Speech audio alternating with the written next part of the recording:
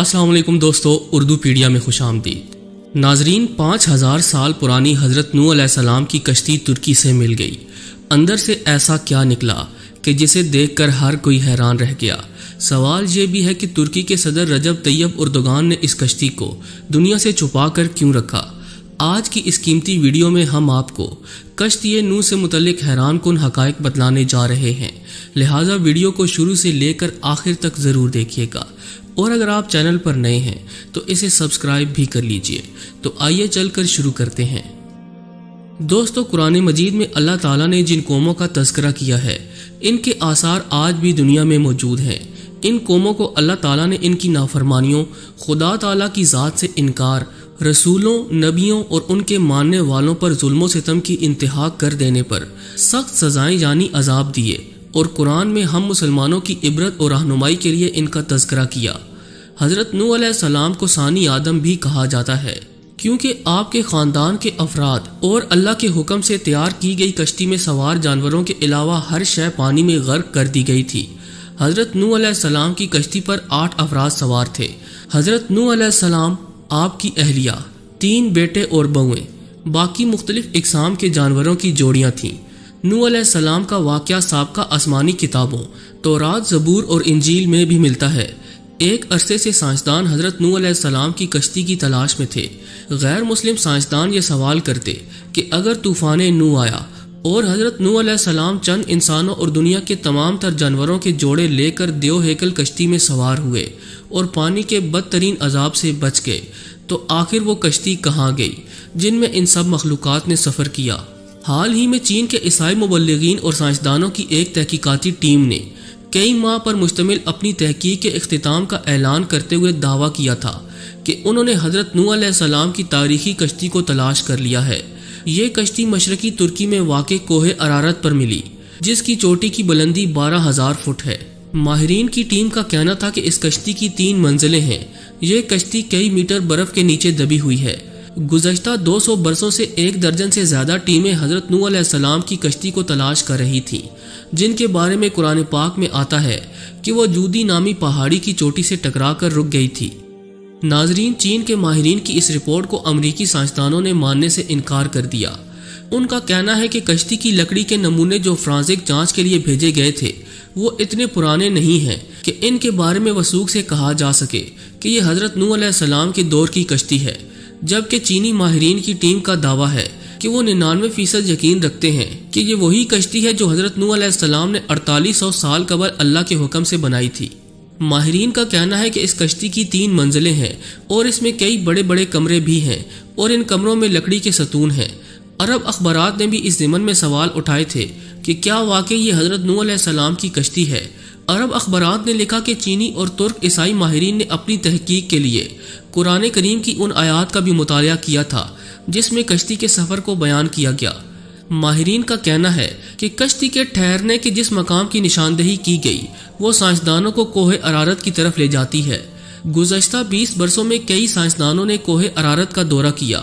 ان میں سے کچھ ایک نے پہاڑی پر بنی کشتی کی شکل کی چٹان کو ہی حضرت نوح علیہ السلام کی کشتی قرار دے دیا، لیکن چینی اور ترک ماہرین نے پہاڑ کے اس برفیلے مقام پر تحقیقات کی جہاں درجہ حرارت -60 ڈگری ہوتا ہے، اور پہاڑ کے جس حصے میں کشتی کی باقیات دریافت کی گئی وہ انتہائی ڈھلوان اور خطرناک ہے۔ رپورٹ کے مطابق اس ٹیم نے 60 مختلف مقامات سے حضرت نوح علیہ السلام کی کشتی کا مشاہدہ کیا۔ یہ کشتی کئی جگہوں سے ٹوٹی ہوئی ہے، تاہم مکمل تباہ اس لیے نہیں ہوئی کہ یہ برف کی دبیج تہہ میں دبی ہوئی ہے۔ کشتی ٹوٹی ہوئی ہونے کی وجہ سے ماہرین اس کے اندر جا سکے۔ ناظرین گرامی، چینی ماہر وینگ چینگ نے باضابطہ ایک پریس کانفرنس منعقد کر کے اپنی تحقیق سے آگاہ کیا۔ کشتی کا معائنہ کرنے والے ایک چینی ماہر کا کہنا ہے کہ کشتی کا ہر کمرہ 5 میٹر اونچا ہے، اس میں کوئی بھی جانور آسانی سے سما سکتا ہے۔ چینی ماہرین نے ریڈیو کاربن ٹیکنالوجی سے کشتی کے ٹکڑوں کا مشاہدہ کیا اور دعویٰ کیا کہ یہ 4800 سال پرانی ہے۔ کشتی میں کئی صندوق بھی ملے، لیکن چینی ماہرین ان کو کھول نہیں پائے۔ ماہرین ایک مرتبہ پھر سے جدید آلات اور ایکس رے مشینوں کے ذریعے کوہ ارارات کا تفصیلی دورہ کرنے والے ہیں تاکہ تمام رازوں سے پردہ ہٹانے کے علاوہ امریکی سائنسدانوں کے سوالات کا جواب دے سکیں۔ حضرت نوح علیہ السلام کی کشتی دریافت کرنے کا دعویٰ نیا نہیں ہے۔ دوسری جنگ عظیم میں لیونارڈ نامی برطانوی فوجی لڑائی میں حصہ لینے عراق گیا تھا۔ لیونارڈ کو تاریخ اور آثار قدیمہ میں کافی دلچسپی تھی، اس لیے اس نے عراق کے بازاروں میں مختلف آثار قدیمہ کی اشیاء خریدنا اور جمع کرنا شروع کر دی۔ جب وہ چل بسا تو اس کے بیٹے سائمس کے حصے میں یہ اشیاء آئیں۔ اس نے یہ اشیاء برطانیہ کے میوزیم کے حوالے کر دیں۔ برٹش میوزیم سے وابستہ ماہر آثار قدیمہ اروننگ فنکل نے ان اشیاء کا معائنہ کیا۔ ان اشیاء میں سے ایک تختی بھی ملی جس پر قدیم اشوری زبان میں کچھ لکھا تھا۔ سخت مٹی سے بنی اس تختی پر لکھی عبارت کا جب انہوں نے ترجمہ کیا تو وہ حیران رہ گئے، کیونکہ تختی پر درج تھا کہ جب انسانوں کے گناہ بڑھ گئے تو خدا ان سے ناراض ہو گیا اور پھر اس نے گناہگاروں کو پانی میں ڈبونے کا فیصلہ کیا۔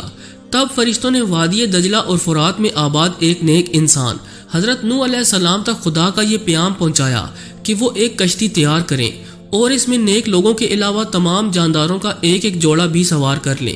اس تختی میں کشتی کو اتنا بڑا بتایا گیا کہ وہ فٹ بال کے ایک اسٹیڈیم کے برابر تھی۔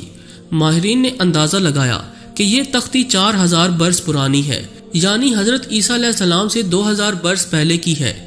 دوستو، اس طرح طوفان نوح کا ایک اور ٹھوس ثبوت دنیا کے ہاتھ بہت پہلے ہی لگ چکا ہے۔ عام طور پر مذہب خصوصاً اسلام کے منکرین ان واقعات کو افسانوی قصے قرار دیتے ہیں۔ یہ تمام ثبوت ان کی آنکھیں کھولنے کے لیے کافی ہیں۔ اس تختی پر یہ بھی لکھا ہے کہ حضرت نوح علیہ السلام کی کشتی آج کل کی کشتیوں کی طرح لمبی نہیں تھی، بلکہ بیضوی یعنی انڈے نما تھی۔ اس زمانے میں دجلہ اور فرات میں اسی طرز کی کشتیاں چلتی تھیں۔ کشتی کے ٹھہرنے کے مقام کے بارے میں قرآن مجید کی سورۃ الہود کی آیت نمبر 44 میں بتایا گیا کہ وہ ایک بلند مقام جودی پر جا کر رکی تھی۔ عراق اور شام کے قدیم باشندے بابل کے دور میں یہ سمجھتے تھے کہ حضرت نوح علیہ السلام کی کشتی کوہ کردہ پر ٹھہری تھی۔ یہ مشہور پہاڑ جزیرہ ابن عمر کے قریب واقع ہے۔ یہ مقام بھی اب ترکی کے حصے میں ہے، تاہم عراق کی سرحد اس سے متصل ہے۔ مسلم تاریخ دانوں نے کوہ کردہ کو ہی حضرت نوح علیہ السلام کی کشتی کے ٹھہراؤ کا مقام قرار دیا، اسی لیے یہ پہاڑ مسلمانوں میں کوہ جودی کے نام سے مشہور ہو گیا۔ تاہم عیسائی مبلغین کا کہنا ہے کہ کشتی کوہ ارارت پر جا کر رکی تھی اور یہ پہاڑ آرمینیا اور ترکی کی سرحد پر ہے۔ حضرت نوح علیہ السلام کو ثانی آدم کے علاوہ شیخ الانبیاء کا خطاب بھی عطا ہوا، کیونکہ آپ وہ پہلے پیغمبر ہیں جو انسانیت کی طرف بھیجے گئے۔ قرآن پاک میں حضرت نوح علیہ السلام کا نام 73 مرتبہ آیا ہے۔ ان کی عمر 900 برس تھی۔ نبیوں میں آپ سب سے طویل العمر ہوئے۔ حضرت نوح علیہ السلام موجودہ عراق میں آباد ایک قوم کے پاس نبی بنا کر بھیجے گئے تھے۔ جب بہت واعظ اور نصیحت کے باوجود بھی قوم نے سرکشی نہ چھوڑی تو اللہ تعالیٰ سے آپ نے اپنی قوم کے لیے عذاب مانگا۔ اللہ نے آپ کو ایک کشتی بنانے کا حکم دیا۔ 2 سال کی مدت میں کشتی تیار ہوئی، جس کی لمبائی 300 گز اور چوڑائی 50 گز جبکہ اونچائی 30 گز تھی۔ جب عذاب آیا تو آسمان سے مسلسل بارش ہونے لگی اور زمین سے چشمے ابلنے لگے، ہر شے پانی میں غرق ہو گئی۔ حضرت نوح علیہ السلام کی کشتی 6 ماہ 8 دن پانی پر تیرتی رہی اور 10 محرم کو کوہ جودی پر جا کر ٹھہر گئی۔ کئی دن تک پانی اترتا رہا۔ اس کے بعد جب خشکی پیدا ہوئی تو حضرت نوح علیہ السلام نے خسران شہر کو بسایا اور ایک مسجد بنائی جس کا نام سمانین تھا۔ حضرت نوح علیہ السلام طوفان کے بعد صرف 60 برس زندہ رہے۔ ان کا مزار آج بھی لبنان میں موجود ہے۔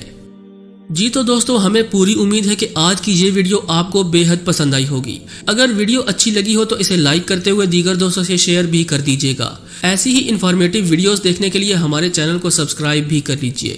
آج کے لیے بس اتنا ہی۔ اگلی ویڈیو تک کے لیے اللہ نگہبان۔